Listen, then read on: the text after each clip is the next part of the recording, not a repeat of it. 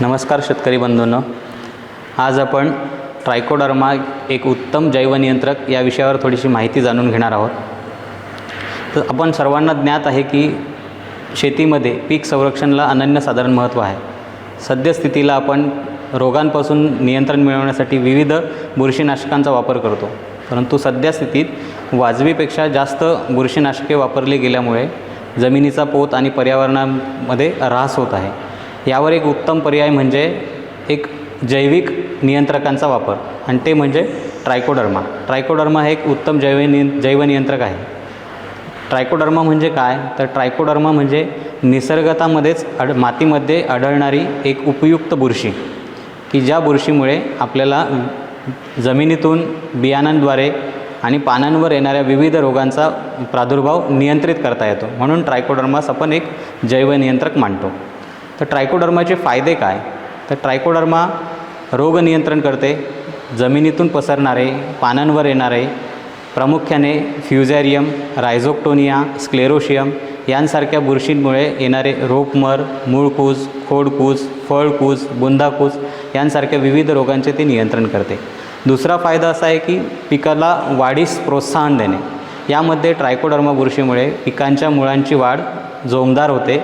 त्यामुळे पोषण द्रव्य मोठ्या प्रमाणात उपलब्ध होतात आणि पिकाची वाढ जोमदार झाल्यामुळे उत्पादनात देखील वाढ होते. तिसरा पर्याय म्हणजे जमिनीचा कस वाढवणे. ट्रायकोडर्मा ही बुरशी प्रामुख्याने जमिनीतील सेंद्रिय घटकांचे विघटन करून त्यातील अन्नद्रव्य जमिनीमध्ये उपलब्ध करून देते. परिणामी जमिनीचा सुपीकता वाढते. त्या तिसरा मुद्दा, ट्रायकोडर्मामुळे रासायनिक बुरशीनाशकांचा वापर कमी होतो. जैव नियंत्रण झाल्यामुळे रसायनांवर येणारा जो खर्च आहे त्या खर्चाची बचत होते आणि ट्रायकोडर्मा हे जैविक बुरशी नियंत्रक असल्याकारणाने त्याचा पर्यावरणाला पूरक असा फायदा होतो. तर हे झाले ट्रायकोडर्माचे फायदे.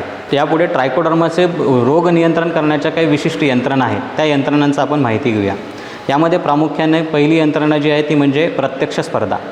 ट्रायकोडर्मा ही बुरशी रोगकारक बुरशींच्या तुलनेने जमिनीमध्ये पिकांच्या मुळांवर तसेच पिकाच्या पृष्ठभागावर अतिशय जलद वेगाने वाढते आणि वेगाने वाढल्यानंतर जमिनीतील असणारे अन्नद्रव्य रोगकारक बुरशीपेक्षा जलद गतीने शोषून घेते. परिणामी रोगकारक बुरशीला वाढीसाठी जागा उपलब्ध होत नाही, तसेच अन्नद्रव्याचा साठाही उपलब्ध राहत नाही. परिणामी रोगकारक बुरशी मृत पावते. दुसरी यंत्रणा जी आहे ती म्हणजे कवक परोपजीविता. यामध्ये ज्याला आपण इंग्रजीमध्ये मायकोपॅरासिटिझम म्हणतो, यामध्ये ट्रायकोडर्मा ही बुरशी रोगकारक बुरशीच्या शरीरामध्ये आत प्रवेश करून त्यातील अन्नद्रव्य साठा नष्ट करते. परिणामी रोगकारक बुरशी मृत पावते. यामध्ये प्रामुख्याने ट्रायकोडर्मा काही विकरे स्रवते, ज्यामध्ये कायटिनेज, ग्लुकोनेज, प्रोटीनेज यांसारखी विकरे जमिनीमध्ये सोडली जातात आणि या विकरांमुळे रोगकारक बुरशीच्या पेशीभित्तिका नष्ट पावतात आणि ट्रायकोडर्माला आतमध्ये प्रवेश मिळतो. तिसरा जो यंत्रणा जी आहे त्याला आपण म्हणतो आहे की अँटीबायोसिस, म्हणजेच प्रतिजैविकांची निर्मिती करणे. यामध्ये ट्रायकोडर्मा ही बुरशी ट्रायकोडर्मिन, व्हिरिडिन, ग्लिओटॉक्सिन यांसारखी काही प्रतिजैविके जमिनीमध्ये सोडली जातात. या प्रतिजैविकांमुळे काय होतं की रोगकारक बुरशींची वाढ थांबते. परिणामी रोगकारक बुरशी मृत पावतात. चौथा जो यंत्रणा जी आहे ती चौथी यंत्रणा म्हणजे प्रेरक प्रतिक्रिया शक्ती किंवा प्रेरक प्रतिकारक शक्ती, ज्याला आपण इंग्रजीमध्ये इंड्यूस रेझिस्टंट म्हणतो. तर ट्रायकोडर्मा ही बुरशी जमिनीमध्ये वाढत असताना पिकांच्या मुळांची जोमदार वाढ करते. त्यामुळे पिकांच्या पेशींमध्ये संरक्षक संयुगे तयार केली जातात आणि परिणामी रोगकारक जंतूंना पिकं प्रतिकार करू शकतात आणि त्यामुळे त्यांची प्रतिकार क्षमता वाढते. तर अशा प्रकारे प्रत्यक्ष स्पर्धा, कवक परोपजीविता, प्रतिजैविकांची निर्मिती आणि प्रेरक प्रतिकारशक्ती अशा 4 प्रकारांनुसार ट्रायकोडर्मा बुरशी ही पिकांचं रोगांपासून संरक्षण करते. त्यानंतर ट्रायकोडर्मा वापरायच्या पद्धती. तर ट्रायकोडर्मा हे जैवनियंत्रक आपण आपल्या शेतीमध्ये कशा प्रकारे वापरू शकतो?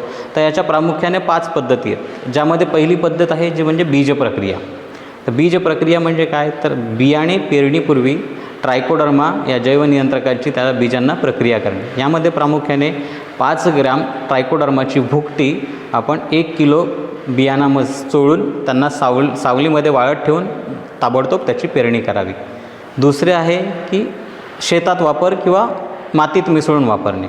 तर तर यासाठी आपण काय करायचं, तर ट्रायकोडर्माची 5 किलो भुकटी 100 किलोग्रॅम सेंद्रिय खतामध्ये, सेंद्रिय खते कोणकोणती, तर कंपोस्ट खत किंवा शेणखत किंवा गांडूळ खत यामध्ये मिश्रित करून, त्यांचं मिश्रण करून ते 1 एकर क्षेत्रावर समप्रमाणात मिसळावे, जेणेकरून शेतीतील मातीतून येणारे जे रोग आहेत त्यांचं नियंत्रण मिळवता येतं. तिसरी पद्धत जी आहे ती म्हणजे रोपे बुडवून, जी पिके आपण पुनर्लागवड करतो अशा पिकांच्या रोपांना आपण ट्रायकोडर्माच्या द्रावणामध्ये बुडवून त्याची लागवड करता येते. यासाठी प्रामुख्याने आपण 1 किलो ट्रायकोडर्माची भुकटी 10 लिटर पाण्यामध्ये मिक्स करून ते द्रावण तयार करायचं. त्या द्रावणामध्ये या प्रति एकर क्षेत्रासाठी लागणारी जी रोपांची संख्या आहे ती रोपे या द्रावणामध्ये 10 ते 15 मिनटं बुडवून ठेवावीत आणि त्यानंतर त्याची लागवड करावी. चौथी पद्धत जी आहे म्हणजे फळझाडांसाठी आहे किंवा मसाला पिकांसाठी, फळबागेत वापर. तर फळबागेत वापर करताना आपण 25 ग्रॅम ट्रायकोडर्माची भुकटी 5 किलो कुजलेल्या शेणखतामध्ये किंवा इतर सेंद्रिय खतांमध्ये मिक्स करून फळझाडांना आपण आळे तयार करायचे आणि त्या बांगडी पद्धतीने तयार केलेल्या आळ्यांमध्ये ते पसरवायचं, जेणेकरून मातीतून पसरणाऱ्या रोगांचं नियंत्रण मिळवता येईल. 5वी जी पद्धत आहे ती म्हणजे फवारणी पद्धत. ट्रायकोडर्माचं आपण द्रावण तयार करून फवारणी देखील करू शकतो, जेणेकरून आपल्याला पानांवर फळांवर येणारे जे रोग आहेत त्या रोगांचं नियंत्रण करता येईल. यासाठी आपल्याला 5 ग्रॅम ट्रायकोडर्माची भुकटी प्रति लिटर पाण्यामध्ये किंवा 20 ग्रॅम ट्रायकोडर्माची शुद्ध बीजाणू भुकटी 40 लिटर पाण्यामध्ये मिसळून आपण त्याची फवारणी करायची. तर हे झाले ट्रायकोडर्मा वापरण्याच्या पद्धती. तर यानंतर ट्रायकोडर्मा हाताळताना आपल्याला काही काळजी घ्यायची, फवारणी करताना काही काळजी घ्यायची. यासाठी आपल्याला ट्रायकोडर्माचं पहिला मुद्दा जो होता तो म्हणजे शुद्धता तपासणे. ट्रायकोडर्मा जे आपण उत्पादन बाजारातून खरेदी करणार आहोत त्याची शुद्धता, त्याची गुणवत्ता याची खात्री करणे. दुसरं आहे त्याच्यावर वैधता, त्याचं वैध कालावधी किती आहे तो त्या पाकेटवर तपासणे. तिसरा महत्त्वाचा मुद्दा आहे म्हणजे ट्रायकोडर्माचा वापर करण्यापूर्वी उत्पादनाच्या पाकिटावर जे लेबल दिलेलं असतं त्या लेबलवरील सूचनांचे काटेकोरपणे अंमलबजावणी करणे. चौथा आहे त्याची साठवणूक. ट्रायकोडर्मा ही प्रामुख्याने थंड आणि कोरड्या ठिकाणी साठवावी. 5वा मुद्दा आहे तो म्हणजे ट्रायकोडर्मा एकदा वापरताना तुम्ही जे पाकेट ओपन केलेलं असेल, उघडलेलं असेल ते संपूर्णपणे एकाच वेळी वापरावे आणि रसायनांसोबत ट्रायकोडर्माचा वापर टाळावा. आणि सर्वात शेवटचा महत्त्वाचा मुद्दा म्हणजे वापरणारा जो आपला मजूर वर्ग आहे, ज्याने ट्रायकोडर्मा हाताळणार आहे, तर त्याने हाताळताना हातात हातमोजे, तोंडाला मास्क लावणं आवश्यक आहे, जेणेकरून ट्रायकोडर्मामुळे कुठल्याही प्रकारचा त्याला संसर्ग होणार नाही. फायदेशीर आहे तरीसुद्धा काळजी घेणं महत्त्वाचं आहे. तर ही आहे आपल्याला ट्रायकोडर्मा एक उत्तम जैवनियंत्रक याविषयी आपण थोडक्यात माहिती जाणून घेतली. ही माहिती जाणून घेतल्यानंतर शेतकरी बांधवांना विनंती आहे की त्यांना जर काही ट्रायकोडर्मा हे जैविक नियंत्रक आवश्यक असेल तर डॉक्टर बाळासाहेब सावंत कोकण कृषी विद्यापीठ दापोली येथील वनस्पती रोगशास्त्र विभागाअंतर्गत जैविक खते उत्पादन प्रकल्पाअंतर्गत आपल्याला या ठिकाणी हे ट्रायकोडर्मा हे जैविक नियंत्रक आपल्याला उपलब्ध होईल. ही माहिती आपल्याला आवडली असल्यास या चॅनलला आपण लाईक करा, सबस्क्राईब करा आणि ही माहिती आपल्या इतर सहकारी मित्रांसोबत शेअर करा. धन्यवाद.